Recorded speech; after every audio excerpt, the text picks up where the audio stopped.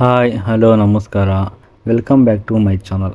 ಇವತ್ತೇನಪ್ಪ ಅಂದರೆ Indian railway department ಕಡೆಯಿಂದ ಏನಪ್ಪ ಅಂದರೆ ಲೋಕೋ ಪೈಲಟಿಗೆ ಈಗ ನೋಟಿಫಿಕೇಶನ್ ರಿಲೀಸ್ ಮಾಡಿದ್ದಾರೆ. ಓಕೆನಾ, ಈ ನೋಟಿಫಿಕೇಶನ್ ಏನಿದೆ ಅಂತ ಕಂಪ್ಲೀಟಾಗಿ ಸ್ಟೆಪ್ ಬೈ ಸ್ಟೆಪ್ ನೋಡ್ತಾ ಹೋಗೋಣ. ಓಕೆ, ಇನ್ನು ಈಗ ಈ ರೈಲ್ವೆ ಡಿಪಾರ್ಟ್ಮೆಂಟ್ ಕಡೆಯಲ್ಲಿ ಏನಪ್ಪ ಅಂದರೆ ಜೂನಿಯರ್ ಹುದ್ದೆಗಳಿಗಾಗಿ, ಆಮೇಲೆ RRB ಎಕ್ಸಾಮ್ ಕಂಪ್ಲೀಟ್ ಆಗಿದೆ. ಆಮೇಲೆ ಏನಪ್ಪ ಅಂದರೆ NTPC ಎಕ್ಸಾಮ್ ಕೂಡ ಇಲ್ಲಿ ಕಂಪ್ಲೀಟ್ ಆಗ್ತಾ ಬರ್ತಿದೆ. ಓಕೆನಾ, ಇವೆಲ್ಲ ಎಕ್ಸಾಮ್ ಕಂಪ್ಲೀಟ್ ಆದಮೇಲೆ ಏನಪ್ಪ ಅಂದರೆ ಈಗ ಹೊಸ ರಿಲೀಸ್ ಮಾಡಿ ಅದನ್ನು ಅಪ್ಲಿಕೇಶನ್ ಹಾಕಿ ನಮಗೆ ಬಿಡ್ತಾ ಹೋಗ್ತಾರೆ. ಓಕೆನಾ, ಇನ್ನೊಂದು 1 ಮಂತ್ ಕಾಲ ಅಷ್ಟೇ ಆಗುತ್ತೆ. ಆಮೇಲೆ ಅಪ್ಲಿಕೇಶನ್ ಹಾಕಿ ನಿಮಗೆ ಸ್ಟಾರ್ಟ್ ಮಾಡ್ತಾ ಹೋಗ್ತಾರೆ. ಓಕೆನಾ, ಈಗ ಅಡ್ವಾನ್ಸ್ ಏನಪ್ಪ ಅಂದರೆ ಲೋಕೋ ಪೈಲಟಿಗೆ ಏನಪ್ಪ ಅಂದರೆ ನೋಟಿಫಿಕೇಶನ್ ರಿಲೀಸ್ ಮಾಡಿದ್ದಾರೆ. ಓಕೆನಾ, ಅದನ್ನು ಯಾವಾಗ ಅಪ್ಲೈ ಮಾಡಬೇಕು, ಹೇಗೆ ಅಪ್ಲೈ ಮಾಡಬೇಕು ಅಂತಂದರೆ ಈ ವಿಡಿಯೋದಲ್ಲಿ ಈ ನೋಟಿಫಿಕೇಶನಲ್ಲಿ ಕಂಪ್ಲೀಟಾಗಿ ತಿಳಿಸಿಕೊಟ್ಟಿದ್ದಾರೆ.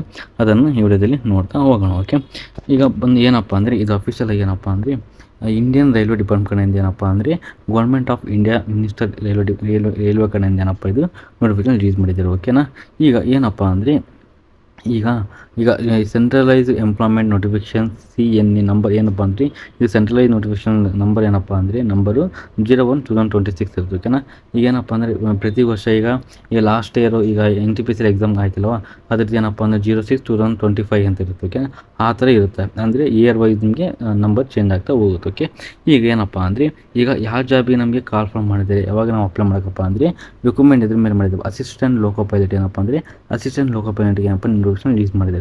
ಇದನ್ನು ಏನಪ್ಪ ಇಲ್ಲಿ ಏನು ಕೊಟ್ಟಿದ್ದಾರಪ್ಪ ಅಂದರೆ application invited the eligible candidate to post assistant loco pilot level 2 ಏನಪ್ಪ ಅಂದರೆ ಲೋಕೋ ಪೈಲಟ್ಗೆ ಏನಪ್ಪ 11/2 ಒಳಗೆ ಏನಪ್ಪ ನಿಮಗೆ ನೋಟಿಫಿಕೇಶನ್ ರಿಲೀಸ್ ಮಾಡಿದ್ದಾರೆ. ಓಕೆ, ಈಗ ಲಾಸ್ಟ್ ಡೇಟ್ ಯಾವಾಗಿರುತ್ತಪ್ಪ ಇದು ಅಪ್ಲಿಕೇಶನ್ ಸಬ್ಮಿಟ್ ಮಾಡೋಕ್ಕಪ್ಪ ಅಂದರೆ 14/6/2026 ನಿಮಗೆ ಲಾಸ್ಟ್ ಡೇಟ್ ಆಗಿರುತ್ತೆ. ಇದರೊಳಗೆ ನೀವು ಅಪ್ಲಿಕೇಶನ್ ಹಾಕಬೇಕು.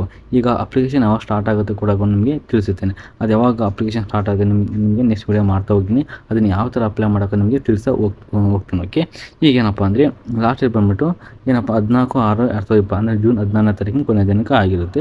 Application completely all the expectable must be submitted ಏನಪ್ಪ ಸಬ್ಮಿಟೆಡ್ ಮಾಡಲೇಬೇಕಂತ. ಅದರೊಳಗೆ ನೀವು ಅಪ್ಲಿಕೇಶನ್ ಸಬ್ಮಿಟ್ ಮಾಡ್ತಾ ಹೋಗಬೇಕು. ಈಗೇನಪ್ಪ ಅಂದರೆ ಈಗ ಅಪ್ಲಿಕೇಶನು ಕ್ಲೋಸಿಂಗ್ ಡೇಟ್ ಈಗ ಅಪ್ಲಿಕೇಶನ್ ಓಪನಿಂಗ್ ಯಾವಾಗ ಸ್ಟಾರ್ಟ್ ಆಗುತ್ತಪ್ಪ ಅಂದರೆ 15/5/2020 ಅಂದರೆ ಮಾರ್ಚ್ ಏಪ್ರಿಲ್ ಏನಪ್ಪ ಅಂದರೆ 15ನೇ ತಾರೀಕು ನಿಮಗೆ ಅಪ್ಲಿಕೇಶನ್ ಸ್ಟಾರ್ಟ್ ಆಗುತ್ತೆ. ಓಕೆನಾ, ಇನ್ನೊಂದು 15 ದಿನ ಇರ್ಬೋದು. ಓಕೆ, ರಿಮೈನಿಂಗ್ ಒಂದು 20 ದಿನ ಇರ್ಬೋದು ಅನ್ಸುತ್ತೆ. ಓಕೆ, ಈಗ ಅಪ್ಲಿಕೇಶನ್ ಓಪನಿಂಗ್ ಸ್ಟಾರ್ಟ್ ಆಗಿ ಏಪ್ರಿಲ್ 15 ಸ್ಟಾರ್ಟ್ ಆಗಿ ಅದಾದಮೇಲೆ ಕ್ಲೋಸಿಂಗ್ ಡೇಟ್ ಬಂದುಬಿಟ್ಟು ಯಾವಾಗಪ್ಪ ಅಂದರೆ 14/6/2026 ರಾತ್ರಿ 12 ಗಂಟೆ ಏನಪ್ಪ ಅಂದರೆ ಅಪ್ಲಿಕೇಶನ್ ಕ್ಲೋಸ್ ಆಗುತ್ತೆ. ಓಕೆ, ಇದಿಷ್ಟು ಏನಪ್ಪ ಅಂದರೆ ಅಪ್ಲಿಕೇಶನ್ ಸ್ಟಾರ್ಟ್ ಆಗೋದು ಮತ್ತು ಕೊನೆಯ ದಿನಕ್ಕೆ ಆಗುತ್ತೆ ಅಂತ ನಾವು ಇಲ್ಲಿ ನೋಡ್ತಾ ಹೋಗ್ಬೋದು. ಅದಾದಮೇಲೆ ಈಗ ಪೋಸ್ಟ್ನೇ ಬಂದುಬಿಟ್ಟು ಅಸಿಸ್ಟೆಂಟ್ ಲೋಕೋ ಪೈಲಟ್ ಅಂತ ತಿಳ್ಕೊಂಡಿವಿ. ಆಮೇಲೆ ಪೇ ಲೆವೆಲ್ ಅಂದರೆ ಸ್ಯಾಲ್ರಿ ಯಾವ ಲೆವೆಲ್ ಕೊಡ್ತಾರಪ್ಪ ಅಂದರೆ ನಿಮಗೆ pay level as per 7th level ಏನಪ್ಪ ನಿಮಗೆ ಅಮೌಂಟ್ನ ಕೊಡ್ತಾ ಹೋಗ್ತಾರೆ. ಓಕೆ, ಈಗ ಸೆಂಟ್ರಲ್ ಗೌರ್ಮೆಂಟಲ್ಲಿ 8 ಕಮಿಷನ್ ಆಗ್ತಾಯಿದ್ದಲ್ವ, ಹಾಗೆ ಈಗ ನಿಮಗೆ ಪೇ ಲೆವೆಲ್ ನಿಮಗೆ ಸ್ಯಾಲ್ರಿ ಕೊಡ್ತಾ ಹೋಗ್ತಾರೆ. ಇಲ್ಲಿ 2 ಅಂತ ಕೊಟ್ಟಿದ್ದಾರೆ. ಓಕೆ, ಅದಾದಮೇಲೆ ಇನಿಷಿಯಲ್ ಪೇಮೆಂಟ್ ಎಷ್ಟಪ್ಪ ನಿಮ್ಮ ಬೇಸಿಕ್ ಸ್ಯಾಲ್ರಿ ಎಷ್ಟು ಬರುತ್ತಪ್ಪ ಅಂದರೆ 19,900 ರೂಪಾಯಿ. ಅಂದರೆ ಇದು ಅರೌಂಡ್ ಆಗಿ 20,000 ರೂಪಾಯಿ ನಿಮಗೆ ಮಂತ್ಲಿ ಸ್ಯಾಲ್ರಿ ಬರ್ತಾ ಹೋಗ್ಬೋದು. ಏನಪ್ಪ ಅಂದರೆ ಇದು ಬೇಸಿಕ್. ಆಮೇಲೆ HR ಆಗಿರ್ಬೋದು, DA ಆಗಿರ್ಬೋದು, ನಿಮ್ಮದು ಟ್ರಾವೆಲಿಂಗ್ ಅಲವೆನ್ಸು, ಆಮೇಲೆ ಹೋಮ್ ಹೌಸು ಇದು ಏನಪ್ಪ ರೆಂಟ್ ಕೂಡ ನಿಮಗೆ ಇನ್ಕ್ಲೂಡಿಂಗ್ ಆಗಿ ಅವರು ನಿಮಗೆ 30,000-40,000 ರೂಪಾಯಿ ಸಂಬಳ ಬರ್ತಾ ಇಲ್ಲಿ ಹೋಗುತ್ತೆ.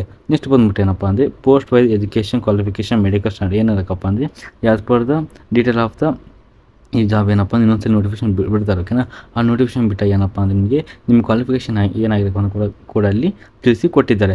ಅದಾದಮೇಲೆ ಏನಪ್ಪ ಅಂದರೆ ನಿಮಗೆ ಸೆಕೆಂಡ್ PUC ಆಗಿದ್ದು ಡಿಗ್ರಿ ಆಗಿದ್ದು ಈ ಜಾಬ್ ನೀವು ಅಪ್ಲೈ ಮಾಡ್ಬೋದು. ಲಾಸ್ಟ್ ಇಯರ್ ಕೂಡ ಏನು ಲೋಕೋ ಪೈಲಟ್ಗೆ ಏನಪ್ಪ ಅಂದರೆ PUC ಮೇಲೆ ಮತ್ತು ಡಿಗ್ರಿ ಮೇಲೆ ಅಪ್ಲಿಕೇಶನ್ ಆಗಿ ಬಿಟ್ಟಿದ್ರು. ಓಕೆನಾ, ನೆಕ್ಸ್ಟ್ ಇಯರ್ ಅದೇ ಥರ ಬಿಡ್ತಾ ಹೋಗ್ತಾರೆ. ಅದಾದಮೇಲೆ ನಿಮಗೆ ಏಜ್ ಎಷ್ಟು ಇರಬೇಕಪ್ಪ ಅಂದರೆ ನೋಡೋದಾದರೆ ಈಗ ನಾವು PUC ಆಗಿರ್ಕಂದ್ರೆ ಕಂಪ್ಲೀಟಾಗಿ ಏನಪ್ಪ ಅಂದರೆ 18 ವರ್ಷ ಆಗಿರಬೇಕು. ಓಕೆನಾ, 18 ವರ್ಷದಿಂದ 30 ವರ್ಷದ ಒಳಗಿದ್ದರೆಲ್ಲರೂ ಈ ಜಾಬ್ ನೀವು ಅಪ್ಲೈ ಮಾಡ್ಬೋದು ಅಂತ ಇಲ್ಲಿ ತಿಳಿಸಿ ಕೊಟ್ಟಿದ್ದಾರೆ. ಓಕೆನಾ, ಅದಾದಮೇಲೆ ಟೋಟಲ್ ಆಗಿ ಎಷ್ಟು ವೇಕೆನ್ಸಿಗಳು ಖಾಲಿದ್ದಾವೆ ಈ ಲೋಕೋ ಪೈಲಟ್ಗೆ ನಾವು ಅಪ್ಲಿಕೇಶನ್ ಆಗಬೇಕಂದ್ರೆ ಎಷ್ಟು ವೇಕೆನ್ಸಿಗಳು ಖಾಲಿದ್ದಾವೆ ಅಂದರೆ 11,127. ಅಂದರೆ ಆಲ್ ಓವರ್ ಇಂಡಿಯಾದಲ್ಲಿ ಲೋಕೋ ಪೈಲಟ್ಗೆ 11,127 ವೇಕೆನ್ಸಿಗಳು ಇಲ್ಲಿ ಖಾಲಿ ಇದ್ದಾವೆ ಅಂತ ಕೂಡ ಇಲ್ಲಿ ತಿಳಿಸಿದ್ದಾರೆ. ಅಂದರೆ ಇದು ಒಂದು ಕರ್ನಾಟಕ ಒಳಗಲ್ಲ, ಇದು ಆಲ್ ಓವರ್ ಇಂಡಿಯಾ ಒಳಗೆ. ಅಂದರೆ ಕನ್ನಡ ಏನಪ್ಪ ಅಂದರೆ ಸುಮಾರು ಒಂದು 200+ ಕೂಡ ಸಿಗ್ಬೋದು, ಇಲ್ಲ ಕಡಿಮೆ ಕೂಡ ಇಲ್ಲ ಜಾಸ್ತಿ ಕೂಡ ಸಿಗ್ತಾ ಹೋಗ್ಬೋದು. ಓಕೆನಾ, ಅಫಿಷಿಯಲ್ ನೋಟಿಫಿಕೇಶನ್ ಬಂದಾಗ ಎಲ್ಲ ಬ್ರೇಕ್ ಡೌನ್ ಮಾಡ್ತಾ ಹೋಗ್ತಾರೆ. ಯಾವ ಸ್ಟೇಟ್ಗೆ ಎಷ್ಟೆಷ್ಟು ವೇಕೆನ್ಸಿಗಳು ಖಾಲಿ ಇದ್ದಾವೆ, ಎಷ್ಟು ಜೋನಿಗೆ ಎಷ್ಟು ವೇಕೆನ್ಸಿಗಳು ಖಾಲಿ ಇದ್ದಾವೆ, ಎಜುಕೇಷನ್ ಕ್ವಾಲಿಫಿಕೇಷನ್ ಏನಾಗಿರಬೇಕು, ಹಾಗೆ ಏನು ಸಿಲೆಬಸ್ ಇರುತ್ತೆ ಅಂತ ಕೂಡ ಇಲ್ಲಿ ಅವ್ರು ಬ್ರೇಕ್ ಡೌನ್ ಮಾಡ್ತಾ ಹೋಗ್ತಾರೆ. ಇದೊಂದು ಶಾರ್ಟ್ ನೋಟಿಸ್ ಆಗಿರುತ್ತೆ. ಓಕೆ, ಈಗ ನಾವು ಅಪ್ಲಿಕೇಶನ್ ಬಿಡ್ತೀವಿ, ನೀಟಾಗಿ ಅಪ್ಲೈ ಮಾಡೋಕ್ಕಂತ ಇಲ್ಲಿ ಕೂಡ ಬಿಟ್ಟಿದ್ದಾರೆ. ಅದಾದಮೇಲೆ ಏನಪ್ಪ ಅಂದರೆ ನೆಕ್ಸ್ಟ್ ಇಲ್ಲಿ ಏನಪ್ಪ ಅಂದರೆ ನೆಕ್ಸ್ಟ್ ಬಂದ್ಬಿಟ್ಟು ಏನಪ್ಪ candidate are advised to verify the primary details using Aadhaar card during the filling the online application. ಏನಪ್ಪ ಅಂದರೆ ನೀವು ಫಸ್ಟ್ ಟೈಮ್ ಅಪ್ಲಿಕೇಶನ್ ಹಾಕುವಾಗ ಏನಪ್ಪ ಅಂದರೆ ನೀವು ಕ್ಯಾಂಡಿಡೇಟು ಮೊದಲು ಆಧಾರ್ ಕಾರ್ಡ್ನ ವೆರಿಫೈ ಮಾಡ್ಕೊಂಡು ಲಾಗಿನ್ ಆಗಬೇಕು. ಇಲ್ಲಾಂದರೆ ಲಾಗಿನ್ ಆಗೋಕೆ ಆಗೋದಿಲ್ಲ. ಓಕೆನಾ, ನೀವು ರಿಜಿಸ್ಟರ್ ಆಗಿಲ್ಲ ಅಂದರೆ ನಾನು ಯಾವ ಥರ ರಿಜಿಸ್ಟರ್ ಆಗಿ ಕೂಡ ಅಪ್ಲಿಕೇಶನ್ ಹಾಕುವಾಗ ನಿಮಗೆ ತಿಳಿಸಿ ಕೊಡ್ತೀನಿ. ಅದಾದಮೇಲೆ in the order to avoid the inconvenience to delay to special details security to every stage recruitment process to non Aadhaar verified. ಏನಪ್ಪ ಅಂದರೆ ನಾನ್ ಆಧಾರ್ ಕಾರ್ಡ್ ವೆರಿಫೈ ಆದರೆ ನಿಮಗೆ ಏನಪ್ಪ ಅಪ್ಲಿಕೇಶನ್ ಎರರ್ ಬರ್ತಾ ಹೋಗುತ್ತೆ. ಹಾಗಾಗಿ ನಿಮ್ಮ ಆಧಾರ್ ಕಾರ್ಡಿಂದ ನೀವು ಏನಪ್ಪ ಅಂದರೆ ಲಾಗಿನ್ ಆಗ್ತಾ ಹೋಗಬೇಕು. ನೆಕ್ಸ್ಟ್ ಬಂದ್ಬಿಟ್ಟು ಏನಪ್ಪ ಅಂದರೆ in order achieve the successful verification using on the name date of birth Aadhaar shall be the update in to the match 100%. ನೀವೇನಪ್ಪ ಅಂದರೆ ಆಧಾರ್ ವೆರಿಫೈ ಆದಾಗ ಏನಪ್ಪ ನಿಮಗೆ ನೇಮು ಮತ್ತು ಡೇಟ್ ಆಫ್ ಬರ್ತು ಆಟೋಮೆಟಿಕ್ ಆಗಿ ಏನಪ್ಪ ಅಂದರೆ ವೆರಿಫೈ ಆಗುತ್ತೆ. 10th class passing certificate similar to Aadhaar card. ಏನಪ್ಪ ಅಂದರೆ ನಿಮ್ದು ಏನಪ್ಪ ಅಂದರೆ ಆಧಾರ್ ಕಾರ್ಡ್ ಒಳಗೆ SSLC ಮಾರ್ಕ್ಸ್ ಕಾರ್ಡ್ ಯಾವ ಥರ ನೇಮ್ ಇರುತ್ತೆ ಅದೇ ಥರ ನಿಮಗೆ Aadhaar card SSLC marks card ಯಾವ ಥರ ನೇಮ್ ಇರುತ್ತೆ ಅದೇ ಥರ ನಿಮಗೆ ಆಧಾರ್ ಕಾರ್ಡ್ ನೇಮ್ ಇರಬೇಕಂತ ಇಲ್ಲಿ ಕೂಡ ಕೊಟ್ಟಿದ್ದಾರೆ. Update latest photo and latest biometric finger print filling the application form. ಏನಪ್ಪ ನೀವು ಏನು ಈ ಲಾಸ್ಟ್ ಇಯರ್ ಹಾಕಿನಂದರೆ ಈ ಇಯರ್ದು ಏನಪ್ಪ ನಿಮ್ಮದು ಫೋಟೋ ಕೂಡ ಏನು ಅಪ್ಡೇಟ್ ಮಾಡ್ಕೊಂಡು ಕೂಡ ಇದು ತಿಳಿಸಿದ್ದಾರೆ. ಓಕೆ, ಅದಾದ್ಮೇಲೆ ಥರ್ಡ್ ಒಂದು ಏನು ಕೊಟ್ಟಿದ್ದಾರಪ್ಪ ಅಂದರೆ the notification purely indeactive to nature issue slowly for purpose keeping the prospective candidate informed about the forthcoming CEN and to be the readiness to necessary certificate and document required to apply.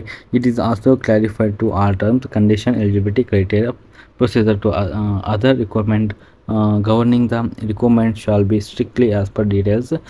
ಇದು ಅವ್ರನ್ನ ಕೊಟ್ಟಿದ್ದಾರೆ. Next ಏನಪ್ಪ ಅಂದರೆ ನೀವೇನು application ಹಾಕುವಾಗ ಕಂಪ್ಲೀಟಾಗಿ strictly ಏನಪ್ಪ ಅಂದರೆ ಅವರು ಏನಪ್ಪ ಅಂದರೆ ಕಂಪಲ್ಸರಿ ಸ್ಟ್ರಿಕ್ಟ್ಲಿಯಾಗಿ ನಿಮ್ದು ಏನು ಡಾಕ್ಯುಮೆಂಟ್ ಇದೆ ಕರೆಕ್ಟಾಗಿ ಅಪ್ಲೈ ಮಾಡಬೇಕಾಗ್ತದೆ. ಯಾವುದೇ ಥರ ನಿಮ್ಗೆ ರಾಂಗ್ ಅಪ್ಲೈ ಮಾಡಿದ ಕೂಡ ನಿಮ್ಮದು ಇಲ್ಲಿ ರಿಜೆಕ್ಟ್ ಆಗೋ ಚಾನ್ಸಸ್ ಜಾಸ್ತಿ ಇರುತ್ತೆ.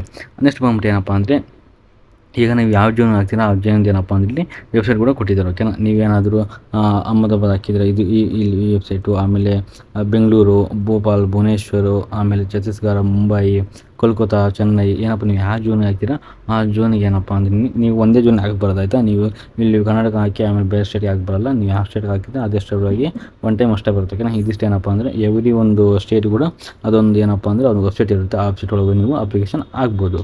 ನೆಕ್ಸ್ಟ್ ಬಂದ್ಬಿಟ್ಟು ಏನಪ್ಪ ಅಂದರೆ ಅದಾದಮೇಲೆ ಇದಿಷ್ಟು ಏನಪ್ಪ ಅಂದರೆ ಇದಿಷ್ಟು ಲೋಕೋ ಪೈಲಟ್ ಬಗ್ಗೆ ಯಾವ ಅಪ್ಲಿಕೇಶನ್ ಯೂಸ್ ಮಾಡ್ತಾರೆ ಅಂತಂದು ಈ ವಿಡಿಯೋದಲ್ಲಿ ನಿಮ್ಗೆ ಕಂಪ್ಲೀಟಾಗಿ ತಿಳಿಸಿಕೊಟ್ಟಿದ್ದೇನೆ. ಓಕೆನಾ, ಹಾಗಾಗಿ ಈ ವಿಡಿಯೋ ನಿಮಗೇನೋ ಇಷ್ಟ ಆಗಿದ್ದರೆ ಪ್ಲೀಸ್ ನನ್ನ ಚಾನಲ್ ಸಬ್ಸ್ಕ್ರೈಬ್ ಮಾಡಿ, ಲೈಕ್ ಮಾಡಿ, ಕಮೆಂಟ್ ಮಾಡಿ, ಹಾಗೆ ಶೇರ್ ಮಾಡ್ತಾ ಹೋಗಿ. ಓಕೆ, ಇಷ್ಟೊತ್ತಿನ ವಿಡಿಯೋ ನೋಡೋದಕ್ಕಾಗಿ ಧನ್ಯವಾದಗಳು.